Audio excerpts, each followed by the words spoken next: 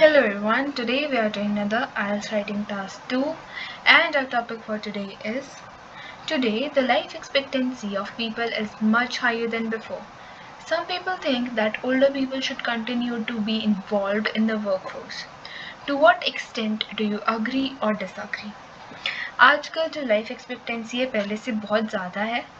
कुछ लोगों को लगता है कि जो ओल्डर लोग हैं उन्हें अभी भी वर्कफोर्स में शामिल रहना चाहिए, काम करते रहना चाहिए.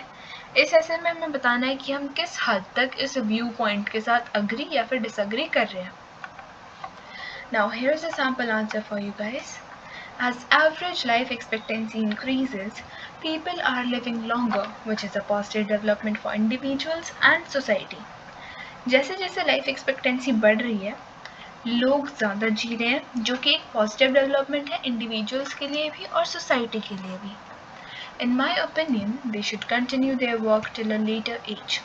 I will discuss it in the upcoming paragraphs.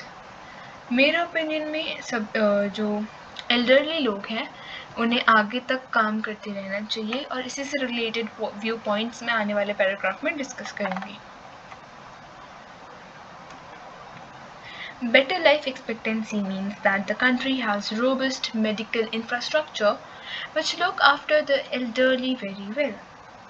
अच्छी लाइफ एक्सपेक्टेंसी होने का मतलब है कि जो कंट्री का मेडिकल इंफ्रास्ट्रक्चर है वो काफ़ी अच्छा है, जो कि एल्डरली पीपल की बहुत अच्छे से देखभाल कर रहा है.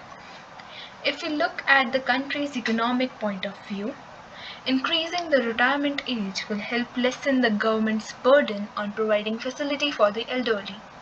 अगर हम लोग इकोनॉमिक पॉइंट ऑफ व्यू की तरफ से देखें तो रिटायरमेंट एज बढ़ा देने से गवर्नमेंट का बर्डन कम हो जाएगा जो कि उन पे था एल्डरली या फिर बूढ़े लोगों को फैसिलिटीज़ प्रोवाइड करने का. For developing countries this is very useful as the workforce will contribute towards the country's economy and the government will need to spend less on providing the retirement benefit to the senior citizen. जो developing countries हैं उसके लिए बहुत useful है क्योंकि जो workforce है वो कंट्री की इकोनॉमी की तरफ कंट्रीब्यूट करेगा और जो गवर्नमेंट है उसे सीनियर सिटीज़न को रिटायरमेंट बेनिफिट्स देने पे कम स्पेंड करना पड़ेगा.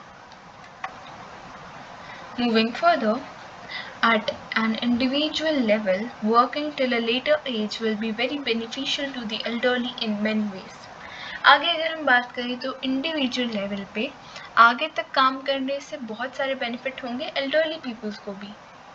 Firstly they will not be dependent on anyone for their needs. सबसे पहले वो किसी पे डिपेंड नहीं करेंगे अपनी ज़रूरतों के लिए.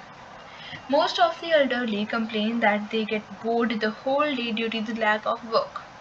ज़्यादातर एल्डरली लोग जो हैं वो कंप्लेन करते हैं कि वो पूरे दिन काम ना होने की वजह से बोर हो जाते हैं. If they are occupied and involved in work, it will help them tackle the old age problems of seclusion and sadness. अगर वो लोग किसी काम में इन्वॉल्व रहेंगे तो वो ओल्ड एज प्रॉब्लम जैसे कि सिक्ल्यूशन है जो कि अकेलापन और सैडनेस उसको टैकल कर पाएंगे. The other family members do not have time to spend with old members of the family, which leads the elderly to feel lonely. जो फैमिली के बाकी मेंबर हैं उनके पास इतना टाइम नहीं है कि वो अपने ओल्ड मेंबर्स को टाइम दे पाएँ ज़्यादा, जिसकी वजह से वो लोग ज़्यादा लोनली फील करते हैं. This problem will be reduced by increasing the retirement age. ये भी एक प्रॉब्लम है जो काफ़ी कम हो जाएगी अगर हम लोग रिटायरमेंट एज बढ़ाते हैं. To conclude, though old people are not physically fit for much of the stressful work and as they have worked all their lives, they should enjoy the later years of life away from the pressure of work. वैसे तो जो old people हैं वो physically इतना fit नहीं है कि वो ज़्यादा स्ट्रेसफुल काम कर पाएँ एंड क्योंकि उन्होंने अपनी पूरी लाइफ काम ही किया है सो जो उनके लाइफ के लेटर ईयर्स हैं अच्छा होगा कि वो उसको काम के प्रेशर से दूर रह के ही स्पेंड करें. But I believe that to enjoy the latter years to they need money so they should continue to work. लेकिन आज के टाइम पे इंजॉय करने के लिए भी पैसों की ज़रूरत है and that is the one reason why I think कि उन्हें काम करते रहना चाहिए. So guys, this was our essay for today. I hope you guys liked it and thank you for watching.